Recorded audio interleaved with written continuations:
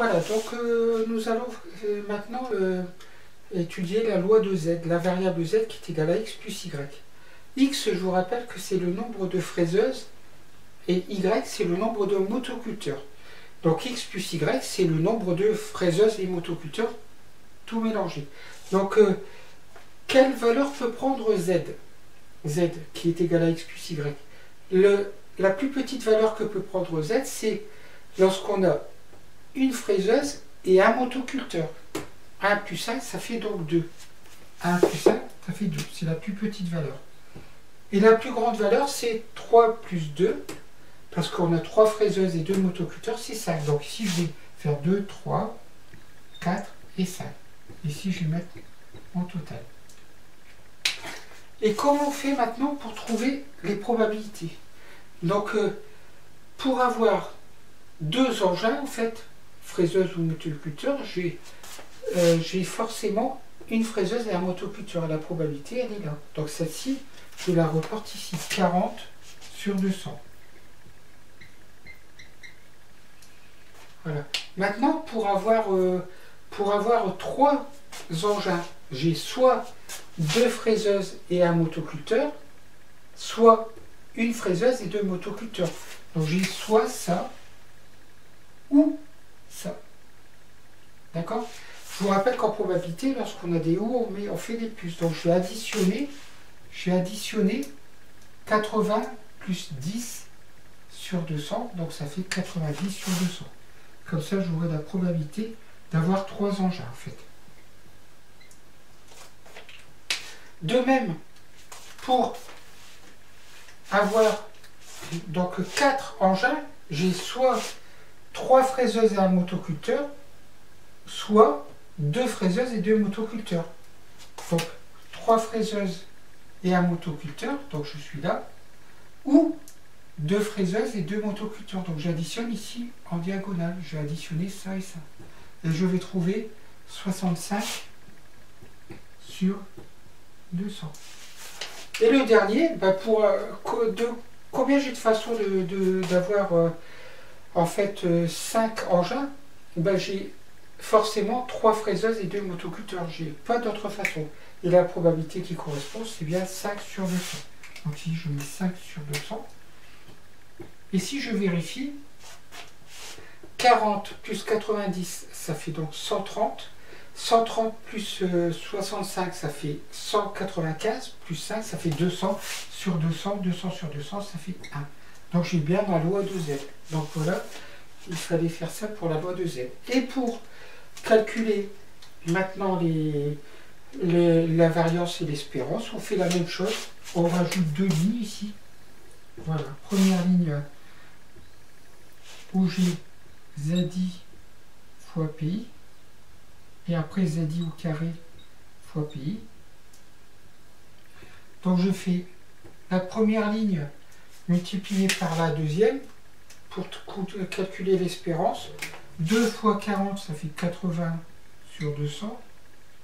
3 fois 90, ça fait 270 sur 200. 4 fois 65 sur 200, ça fait 260 sur 200. Et 5 fois 5 sur 200, ça fait 25 sur 200. Et si j'additionne le tout, on trouve, regardez le résultat directement, donc on trouve 127 sur 40, en version simplifiée. Voilà.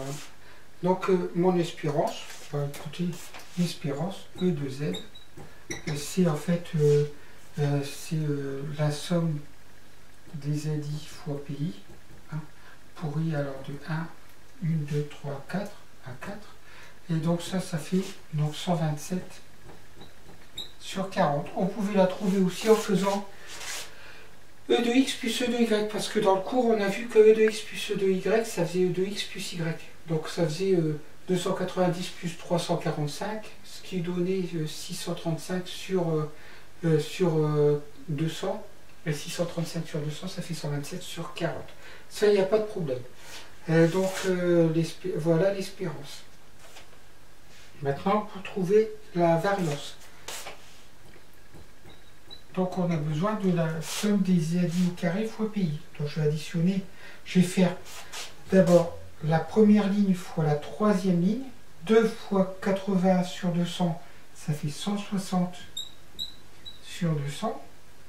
3 fois 270 sur 200, donc ça fait 600 plus 210, ça fait 810 sur 200. 4 fois 260 sur 200, ça fait 800 plus 240, ça fait 1040 sur 200. Et 5 fois 25 sur 200, ça fait 125 sur 200. Et quand on additionne tout ça, on trouve 2135 sur 200. Donc ma variance, c'est 2135 sur 200, moins l'espérance au carré, 127 sur 40 au carré.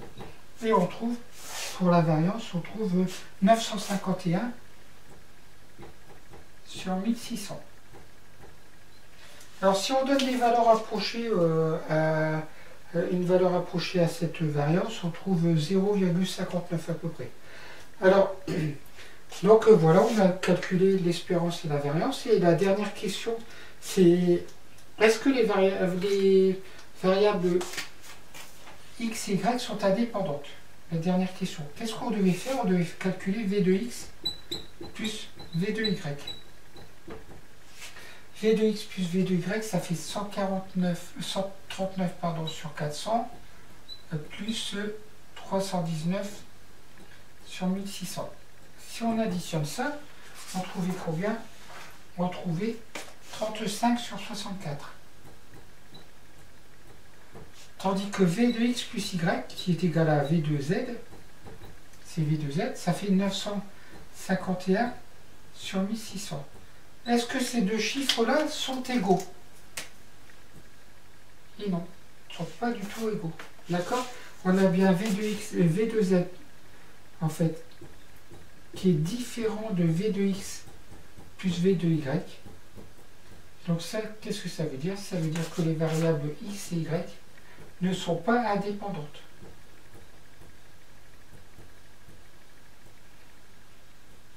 Voilà.